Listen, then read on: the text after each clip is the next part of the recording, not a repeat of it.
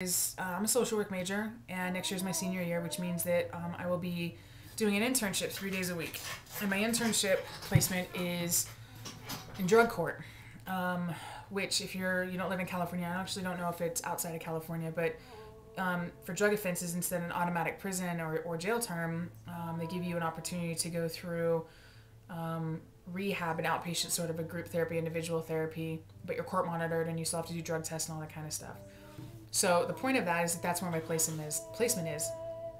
And when I was having to pick my placement, I told the people who placed me that I was transgender and I'd be physically transitioning over the summer, and that would be relevant because if I'm doing my interviews now and then coming back in August, and I'll be post-op, so that means I'll have my gender marker changed and have been on testosterone for about 5 months, there's gonna be some physical differences, and I think that it's appropriate to let my placement know, because as a social work intern, I'm working with people, and it's not like I'm sitting behind a desk at a computer all day where no one necessarily has to know anything, and that's just really not going to be the case.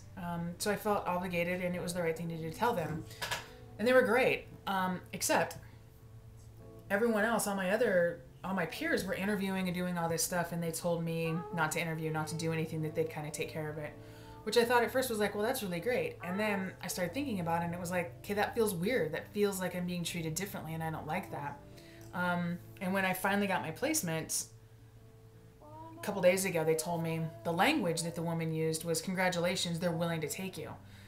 Now, I understand that I might be reading into that I might be making a meaning that isn't there, but that's the meaning that I'm making. I wasn't allowed to do interviews with 3 or 4 agencies like other people were allowed to do. The whole process for me was very, very different. And then her language is they're willing to take you. That didn't sit right. I don't need someone to be willing to take me. So I talked to my teacher, who's also going to be my supervisor in this internship next year, and I said that to her, and she said that she could hear my side of it, but she's also aware that that's just how that particular woman speaks. That just happens to be her language. So I'm probably making a meaning that's not really there. But with regards to that, I've talked with my partner and my friends a lot about having a real difficult time conceptualizing myself a month from now or 2 months from now. And so next year in my internship, part of it will be going into drug court and being in front of judges and these people. And I'm pretty intimidated by judges and that whole system, probably because I'm ignorant to it. But there's that court attire that you wear, and as an intern and representing an agency in court, I immediately thought of, oh my God, am I going to be the girl in boys' clothes again? And that it won't be that way. I know it won't be that way because it will be different in 5 months. But I can't imagine that. So all of the fear that I feel today, right now, about being the girl in the boys' clothes, totally came up for me, and I got super anxious and uncomfortable, and so I don't know. I guess I'm just doing one of those processy personal sort of videos that I make public on YouTube, which is a funny concept. I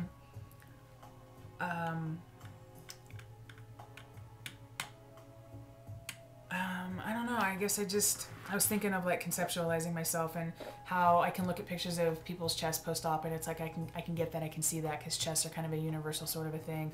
Skin color might be a little different, or scars might look different, and what have you, but I can get it. I can get what my chest looks like, but I can't do that with my body. I can't do that with the rest of my being with regards to the transition. And the only thing I have to go on is this internalized, this inside person that I have always seen and has always been there. But I was thinking when I was just quiet there, that it's kind of funny because that person is kind of an idealized version of me. He's kind of an airbrushed kind of a guy, like great muscles and great tan and no body fat and all of that stuff. And that's probably not going to be real.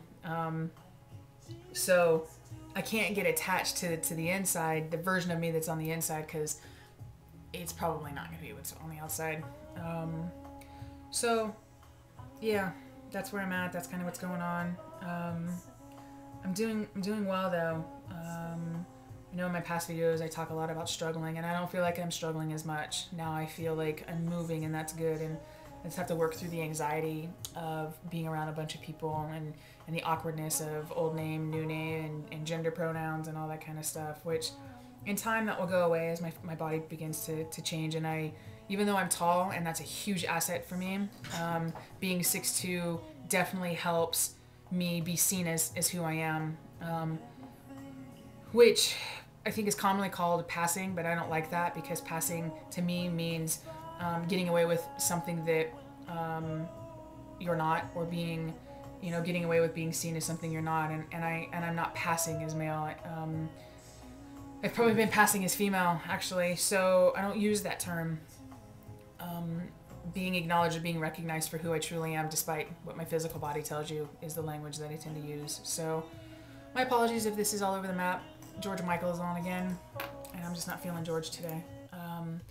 Thank you for all of the new subscriptions and all the comments and everything. Hope everyone's doing well.